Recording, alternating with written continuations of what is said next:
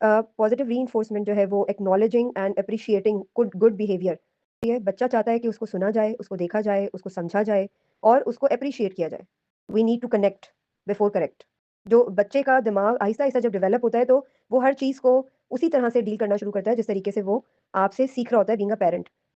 Appreciation जब बच्चे को मिलती है, जब बच्चे को वार्म और सॉफ्ट टोन में बच्चे से बात की जाती है, बच्चे को छोटी-छोटी एफर्ट पे एनकरेज किया जाता है, डेफिनिटली क्या होता है, brain releases dopamine which is motivational chemical, ठीक है? ब्रेन जो है बच्चे का वो डोपामाइन रिलीज़ करता है और उसके बाद क्या होता है, ऑक्सीटोसिन एक ऐसा केमिकल होता है जो बॉन्डिंग के ऊपर काम करता है, जो सेफ्टी का हार्मोन है। ये ऑक्सीटोसिन जो है क्यों कहते हैं कि माँ जो है वो बच्चे की पहली दरसगाह का नाम है, ठीक है? बच्चे माँ की गोद। तो 7-8 साल तक माँ की गोद बच्चे की दरसगाह होनी चाहिए। क्योंकि माँ ऑटोमैटिकली अल्लाह सुब्हानहू तआला ने ऑक्सीटोसिन माँ के अंदर भर दिया है। अस्सलामु अलैकुम वरहमतुल्लाहि वबरकातुहू। अऊज़ु बिल्लाहि मिनश शैतानिर रजीम। बिस्मिल्लाहिर रहमानिर रहीम। रब्बिश रह ली सदरी व यस्सिर ली अमरी वहलुल उक़दतम मिन लिसानी यफ़क़हू क़ौली। अल्लाहुम्मा सल्लि अला मुहम्मदिन व अला आलि मुहम्मदिन कमा सल्लैता अला इब्राहीम व अला आलि इब्राहीम इन्नका हमीदुम मजीद। अल्लाहुम्मा बारिक अला मुहम्मदिन व अला आलि मुहम्मदिन कमा बारकता अला इब्राहीम व अला आलि इब्राहीम इन्नका हमीदुम मजीद। अल्लाहुम्मा इन्नी अस्अलुका इल्मन नाफ़िअ व रिज़्क़न तय्यिबा व अमलन मुतक़ब्बला। अल्लाहुम्मा अरिनल हक़्क़ हक़्क़न वरज़ुक़ना इत्तिबाअहु व अरिनल बातिला बातिलन वरज़ुक़ना इज्तिनाबहु। आज हमारा थर्ड मॉड्यूल का आई गेस 10th वीक चल रहा है और इसका जो टॉपिक है वो है कि हम कैसे पॉजिटिव रीइंफोर्समेंट को यूज़ कर सकते हैं अपने बच्चों के साथ और अपने रिश्तों के अंदर। बच्चों के बारे में हमारा ऑब्वियसली ये पेरेंटिंग तरबियत सेशन है हमारा, तो इसके अंदर बच्चों ही की बात होगी। Please mute yourself.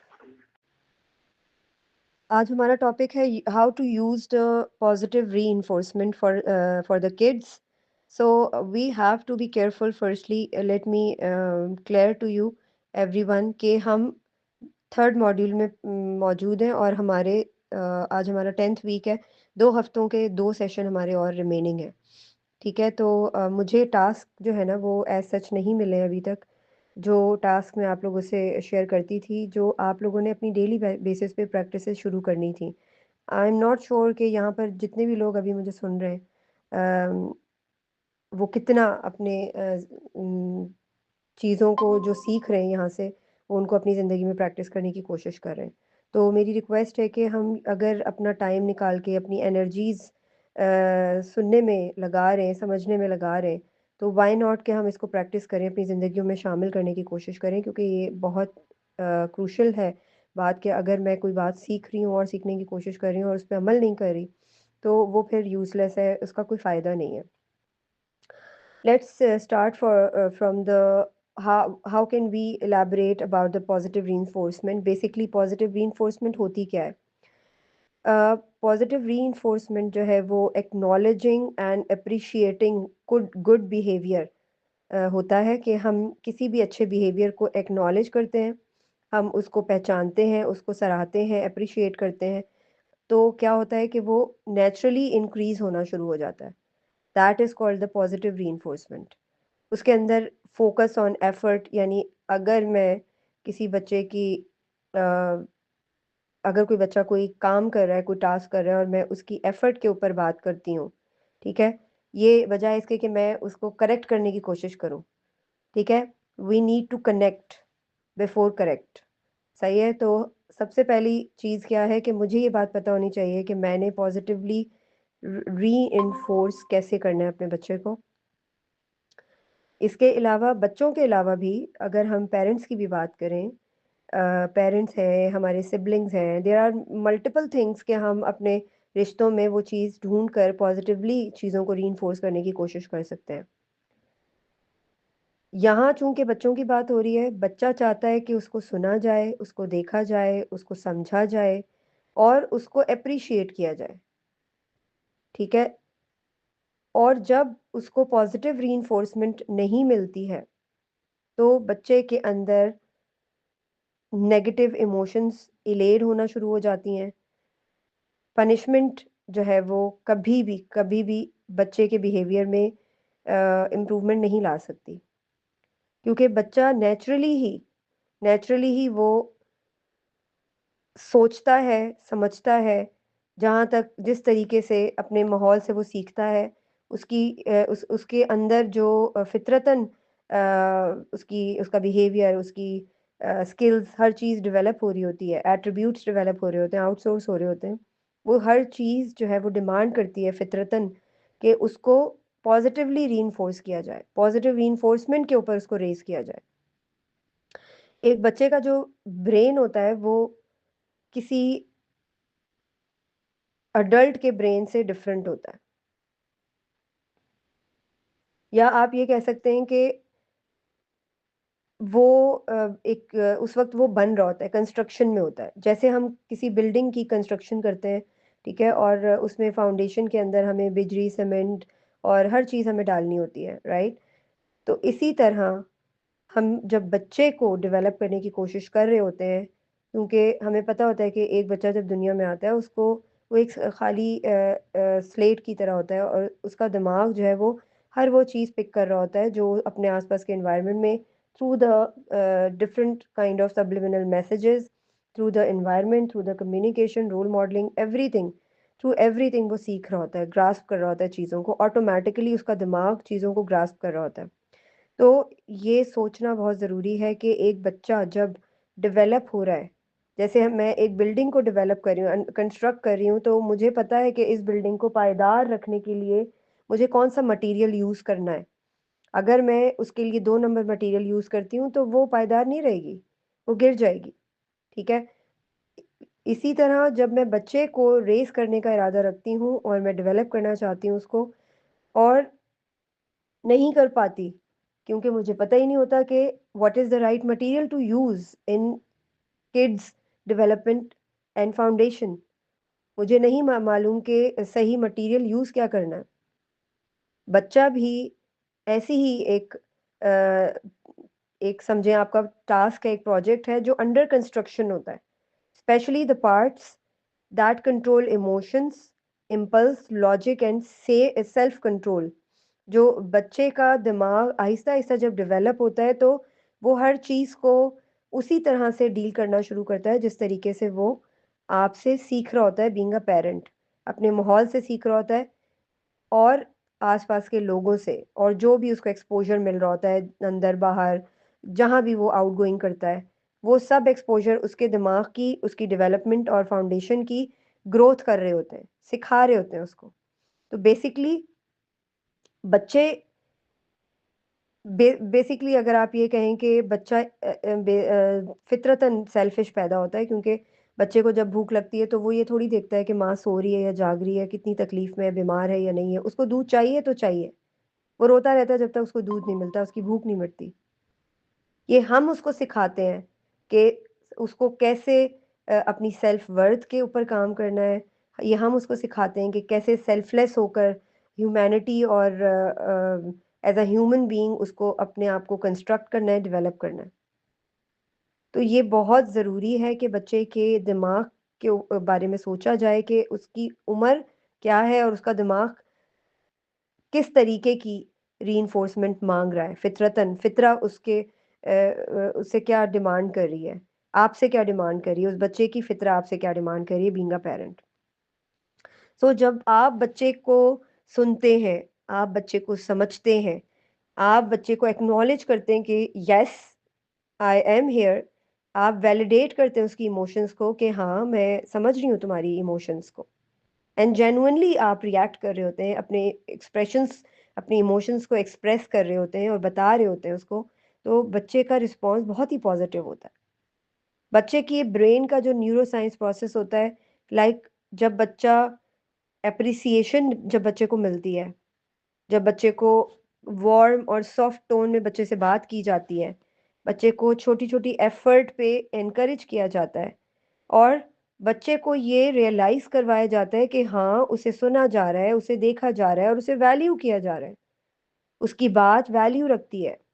उससे ओपिनियन मेकिंग किया करवाई जाती है, उससे डिसीजंस लिए जाते हैं, उसको इस तरह के चैलेंजेस और टास्क्स में डाला जाता है कि बच्चा डिसाइसिव बनता है। बच्चा डिसाइसिव बनता है, बच्चा ओपिनियन ले सकता है, बच्चा घर के एक फैमिली मेंबर की तरह, जैसे पेरेंट्स होते हैं, जैसे बड़े होते हैं, इसी तरह बच्चे की भी वही सेल्फ वर्थ है जो माँ की है, जो बाप की है और फैमिली के दूसरे मेंबर्स की है। तो बच्चे को पता होता है कि मेरी इतनी वैल्यू है कि मैं मुझे भी उतनी ही रिस्पेक्ट मिल रही है जितनी मम्मा को मिल रही है, जितनी बाबा को मिल रही है और जितनी बाकी के घर वालों को मिल रही है। तो डेफ़िनेटली क्या होता है, brain releases dopamine which is motivational chemical, ठीक है?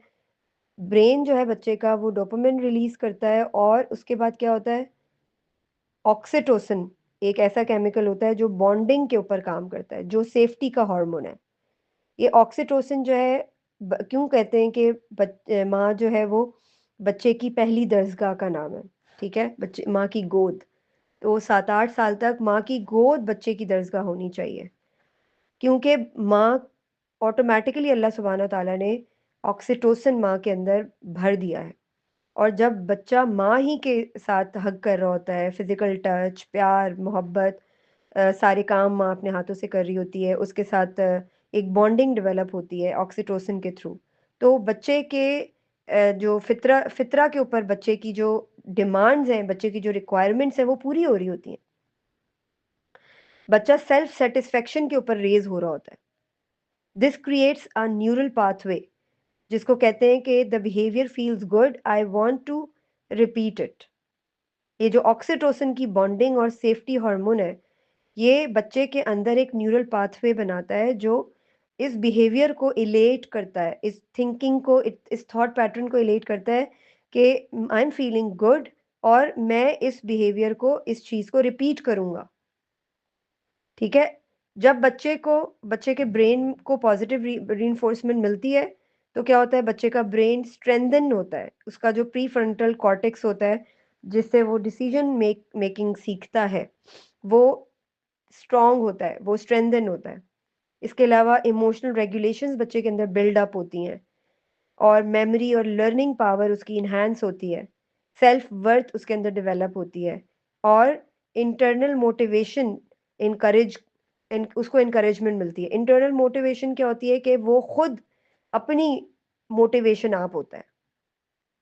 यानी वो बच्चा जो है वो बचपन से लेके बड़ा होने तक एक पॉजिटिव रीइंफोर्समेंट के ऊपर जब रेज होता है, including all of the ingredients जो बच्चे की एक हेल्दी डेवलपमेंट के लिए मैंडेटरी है, वो प्रोसेस फॉलो किया जा रहा होता है थ्रू कुरान एंड सुन्ना।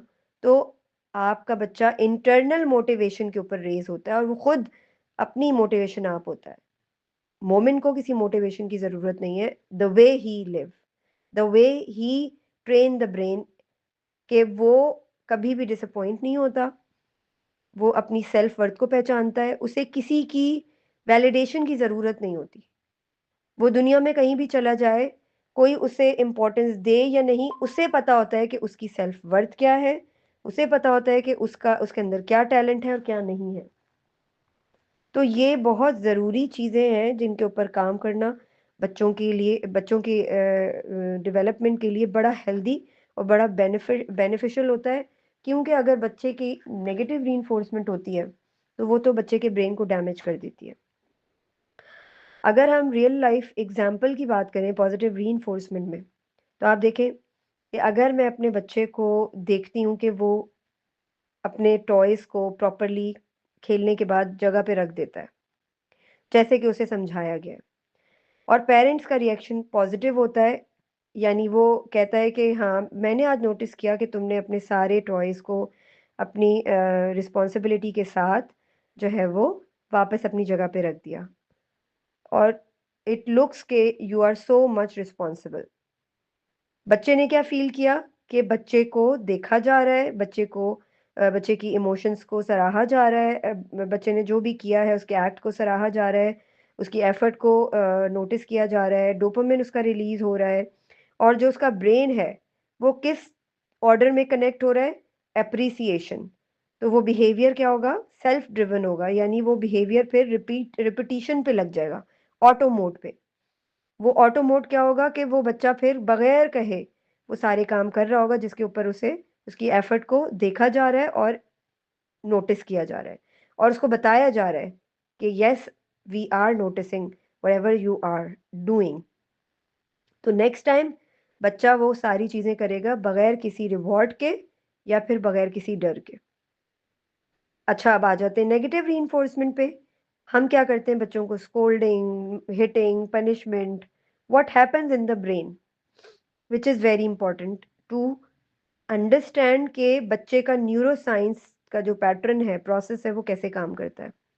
जब बच्चा एक्सपीरियंस करता है येलिंग को, शेमिंग को, कि उसे शर्म दिलाई जा रही होती है कि देखो तुम्हारे बड़े बहन भाई कैसे हैं और तुम कैसे हो, देखो तुम्हारे कजन्स कैसे हैं और तुम कैसे हो, तुम ऐसे कर रहे हो, तुम्हारे क्लास फेलोज तो इतने सेंसिबल हैं और तुम सेंसिबल नहीं हो, इस तरह की बातें उसको सुनाई जाएं तो वो शेमिंग होती है। थ्रेट्स की जाएं, अगर तुमने ये नहीं किया तो मैं देखना फिर तुम्हारे साथ क्या करूंगी, अगर तुमने ये नहीं किया तो तुम्हारे फादर को आने दो, फिर मैं उनको बताऊंगी और फिर तुम्हें पता चलेगा कि तुम्हारे साथ वो क्या करेंगे।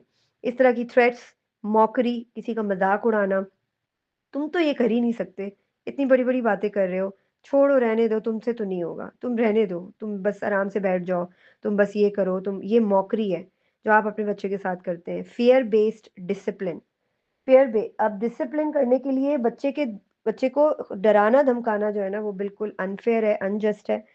क्योंकि फेयर जो है वो बच्चे के दिमाग के अंदर कभी भी पॉजिटिविटी पैदा नहीं करेगा, बल्कि उल्टा वो हार्मफुल होगा, बच्चे के दिमाग को डैमेज करेगा, बच्चे की जो थिंकिंग एबिलिटी है उसको शट डाउन करने की कोशिश करेगा। तो ये सारी चीजें जो है इनसे अवॉइड करना बहुत जरूरी है। बच्चे को नेगेटिव जो बच्चे की नेगेटिव रीइंफोर्समेंट है उसको अवॉइड करना बहुत ज़रूरी है, क्योंकि उससे क्या होता है बच्चे की इमोशनल रेगुलेशंस वीक हो जाती हैं और बच्चे का ट्रस्ट और अटैचमेंट जो है वो डैमेज होती है। उसके अलावा बच्चे की लर्निंग एबिलिटी शट डाउन होने की तरफ जाती है, रिड्यूस हो जाती है। अग्रेशन जो है वो बच्चे का, और हार जल्दी मानना वो इंक्रीज होने लगता है, और बच्चा जो है वो फियर बेस्ड ओबीडियंस को क्रिएट करना शुरू कर देता है अपने दिमाग में। अंडरस्टैंड नहीं करता वो कि ये मेरे लिए अच्छा है या बुरा, बल्कि उसके दिमाग में एक पैटर्न बन जाता है कि ये ठीक है, ये बात सुननी है तो सुननी है।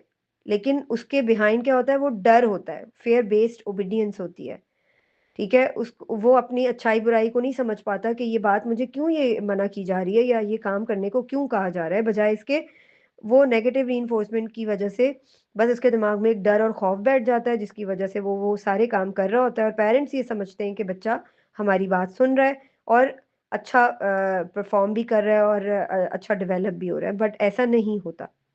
जैसे अगर एक बच्चा पानी गिरा देता है गलती से, तो पेरेंट का क्या रिएक्शन होता है, तुम कोई चीज जो है वो ढंग से नहीं कर सकते, ये देखो तुमने क्या मैस कर दिया है।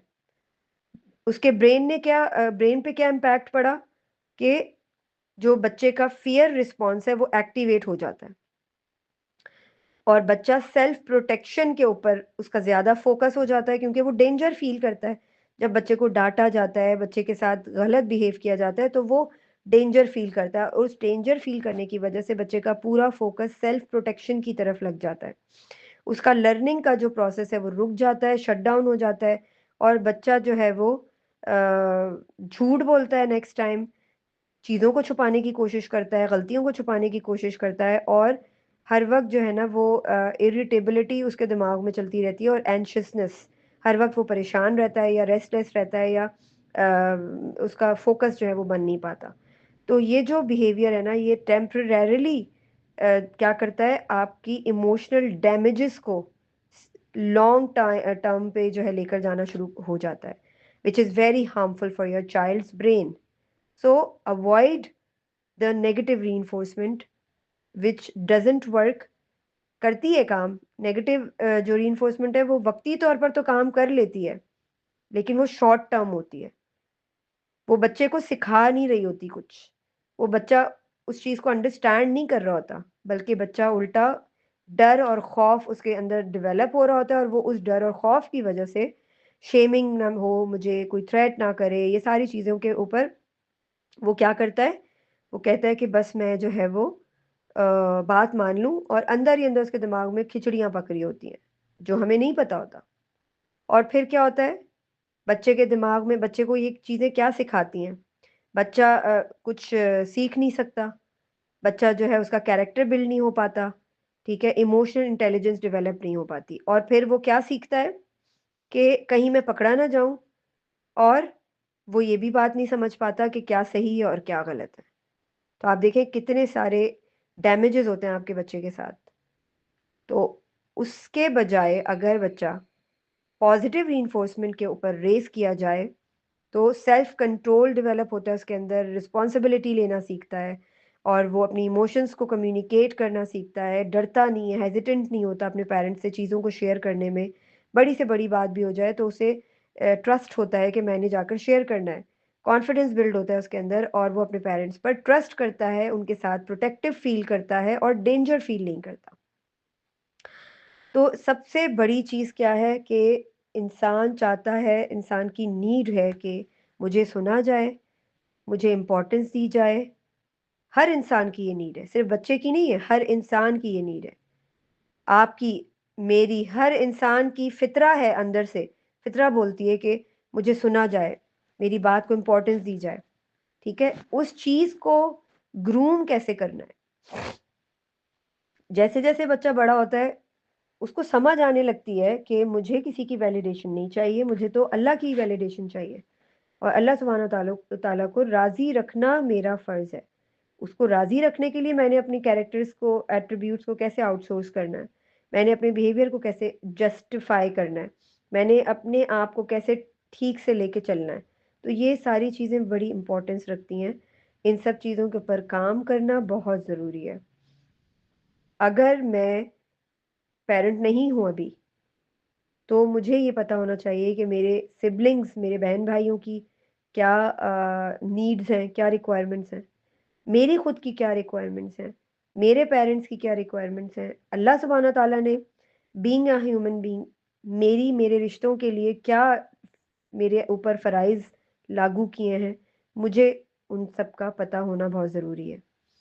ठीक है? तो ये पॉज़िटिव रीइन्फोर्समेंट सिर्फ़ बच्चों के लिए नहीं अप्लाई होती, बल्कि हर उस इंसान के लिए अप्लाई होती है जिसके साथ मेरा रिश्ता है, जिसके साथ आपका रिश्ता है, जिसके जिन जिन रिश्तों को आप बहुत अच्छे से लेकर चलना चाहते हैं, ग्रो करना चाहते हैं। ये बहुत ज़रूरी है।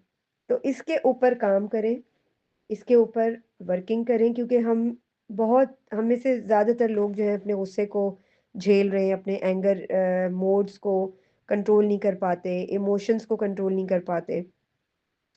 तो इसके लिए मैं पहले भी टास्क देती रही हूँ, अब भी मैं यही कहूँगी कि डिक्लटर करें अपनी चीज़ों को, नोट्स मेकिंग करें, पॉइंटर्स बनाएँ, सोचें। सोचें कि मैं अपने अल्फ़ाज़ को रीकरेक्ट कैसे कर सकता हूँ या कर सकती हूँ। मेरा अगर मेरे पेरेंट्स के साथ जो भी है रिश्ता, उसमें प्रॉब्लम्स कहाँ आ रही हैं, ट्रिगर्स कहाँ हैं, ये सब चीज़ें बड़ा इम्पोर्टेंस रखती हैं। आई होप यू गॉट अंडरस्टूड। अगर किसी का कोई क्वेश्चन है तो प्लीज़ आप पूछ सकते हैं। जज़ाकल्लाह खैर।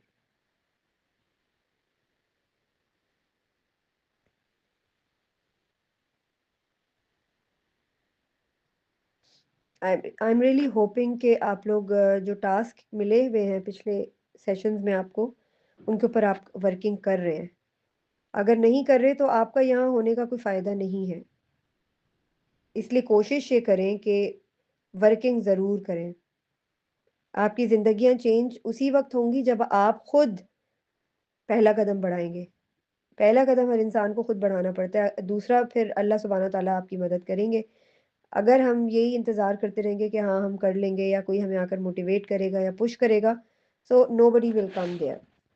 आपको ही अपने लिए पॉज़िटिव स्टेप लेना पड़ेगा।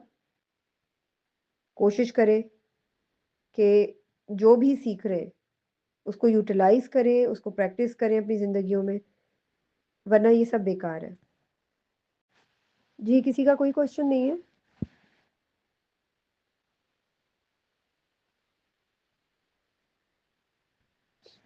जी, कुरत आपने कुछ पूछना है? नहीं तो आज मैंने सेशन बहुत लंबा इसलिए नहीं किया है कि अभी हमारे पास जो है ना छोटे-छोटे से टॉपिक्स हैं, जिनको हम बहुत ही शॉर्टर टाइम में कवर कर लेंगे।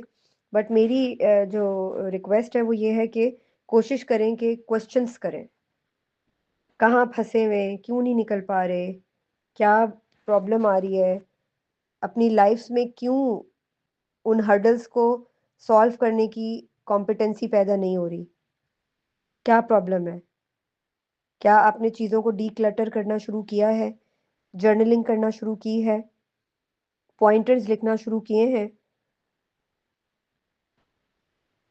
प्लीज़ मुझे अगर सब अनम्यूट करके वन बाय वन बताएँ, that would be very important कि ये 3 मॉड्यूल्स एंडिंग पर जा रहे हैं। ये पूरा 3 मंथ्स का कोर्स ख़त्म हो गया है। आप में से कितने लोग ऐसे हैं जो इस चीज़ को यूटिलाइज़ कर रहे हैं? वाक़ई में लिटरली इसका हक अदा कर रहे हैं कि हम यहाँ पर अपना इतना कीमती टाइम लेकर निकाल कर बैठे हुए हैं। अपनी एनर्जीज़ पूरी इस सेशन को दे रहे हैं, तो हम क्या सीख रहे हैं? प्लीज़। आई थिंक किसी का भी कोई क्वेश्चन नहीं है फ़िलहाल।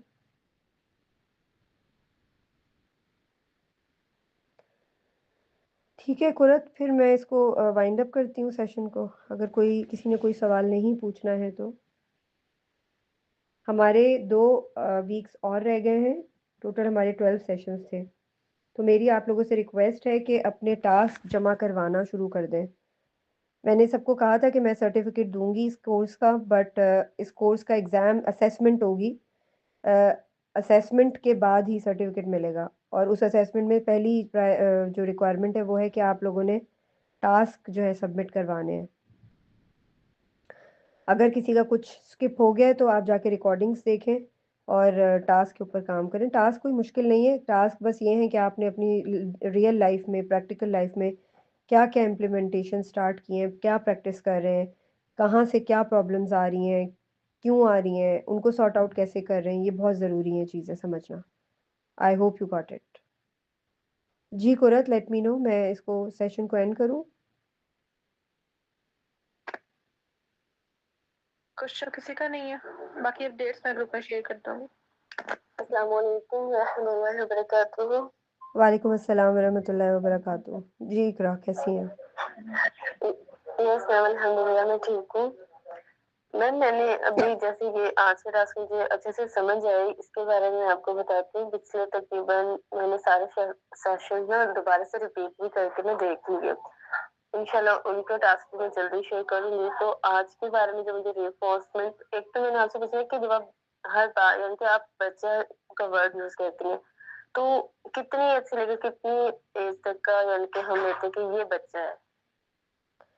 देखिए पहली चीज़ तो ये है कि हमारे नबी सल्लल्लाहु अलैहि वसल्लम की हदीस है ना कि अगर पेरेंट्स ने 12 साल की उम्र तक मेरी नहज पे और अल्लाह सुब्हानहू तआला की कमांडमेंट्स के ऊपर बच्चे को रेस कर दिया 12 साल की उम्र तक, तो वो शोल्डर टू शोल्डर मेरे साथ जन्नत में होंगे। जी। तो बेसिकली क्या है ओके। कि बच्चों का जो प्री फ्रंटल कॉर्टेक्स है, यानी जो लॉजिकल ब्रेन है, वो बनना ही 11-12 साल से शुरू होता है, और 15 साल की उम्र तक उनकी डेवलपमेंट, उसकी ब्रेन की डेवलपमेंट होती रहती है। ठीक है?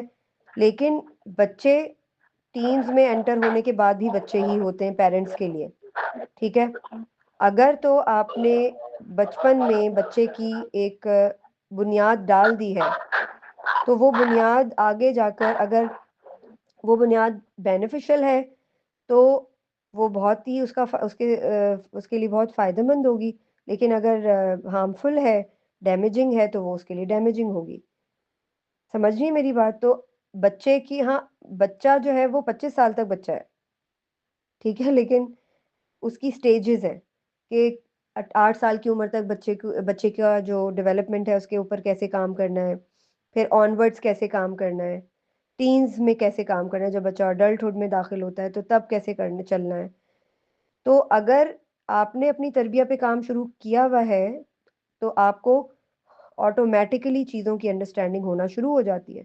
अगर आप डेली बेसिस पे अपने आप को ग्रो कर रहे हैं, अपने आप को कुछ ना कुछ सीखने की कोशिश कर रहे हैं, अपनी तरबियत के ऊपर काम कर रहे हैं, अपनी इमोशन रेगुलेशन के ऊपर काम कर रहे हैं, तो आप डेफ़िनेटली विलिंग हैं कि आप अपने बच्चे को अच्छा रेज़ करना चाहते हैं, तो अल्लाह सुब्हानहू तआला भी आपकी मदद करते हैं। और आपको आपका दिमाग खुलता है, आपका सीना खुलता है, और आप कनेक्ट होते हैं ऐसे लाइक माइंडेड लोगों के साथ, ऐसी गैदरिंग्स में, ऐसी कंपनीज़ आपको मिलती हैं, ऐसे कंटेंट्स आपको मिलते हैं, जहाँ से आपको हिकमत आपको सीखने को मिलती है, आपकी ग्रोथ हो रही होती है और आपको चीज़ों के बारे में पता चलता है कि आपने अपनी बच्चे की ऐज के अकॉर्डिंग उसकी तरबियत करनी कैसे है। I hope you are getting my point. जी, मुझे ये बात समझ आ गई। तो अभी जो रिइंफोर्समेंट का आपने कहा, तो उसमें अभी जो उसकी एप्लीकेशन मुझे नज़र आ रही है, जैसे मैं करूँगी वो तो जैसे इतने छोटे तो नहीं, अल्हम्दुलिल्लाह मेरी मुझसे छोटी मेरी 3 बहनें, 1 भाई है। उन पर मेरा फ़ोकस होता है और अपने आप पे कि मैंने उनको अपने साथ अच्छा ग्रो करवाना है। तो उनके बारे में ये है कि वो सब एडल्ट हैं, तकरीबन 12, 15, 18, 16 इस उम्र के हैं सब। तो अब मैं ये चीज़ नोटिस कर रही हूँ कि हम सब घर में मिलकर काम करते हैं, तो मुझे ये लग रहा है कि बाबा जो है ना, वो एक काम जो रह जाता है ना, उसपे बाबा डाँट देते हैं सबको। तो जो काम हुए होते हैं ना, उन पे बात नहीं होती। मुझे ऐसा फ़ील होता है। तो फिर अभी जो मैंने इस आज की लेक्चर से ये बात समझी कि अभी यानी कि इसमें ये था ना कि एप्रिसिएशन करना, एक्नॉलेज करना उनकी एफर्ट्स को। तो मैंने कहा सुबह से मैं उनके साथ ऐसे करूँगी कि जो वो काम किए होंगे ना, मैं उन्हें बताया करूँगी कि ये काम आपने इस तरह अच्छे तरीके से किया है।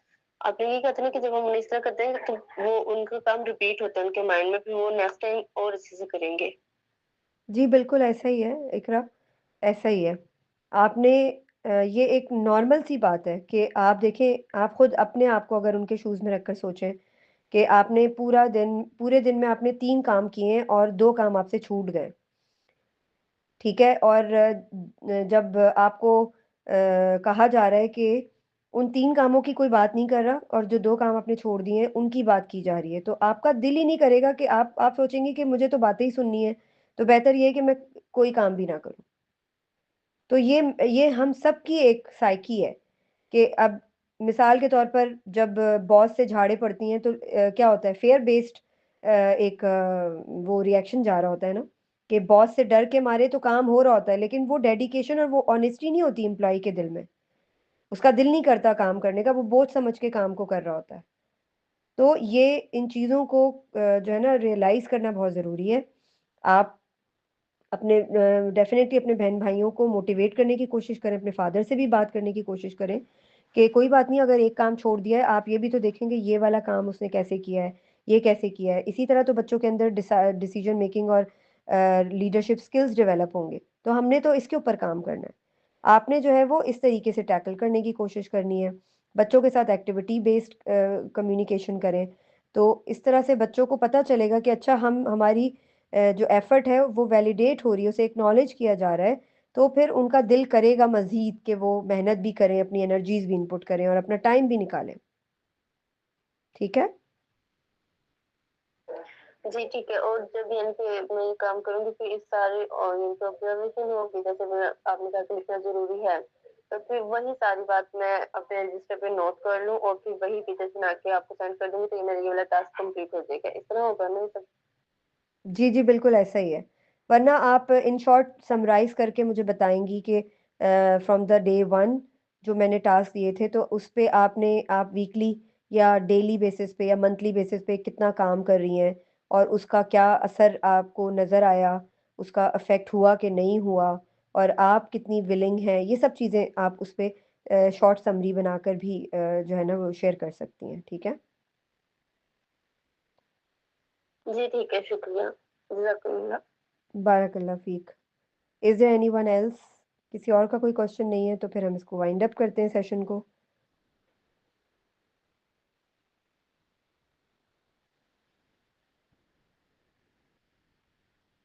जी, आई होप किसी का कोई सवाल नहीं है।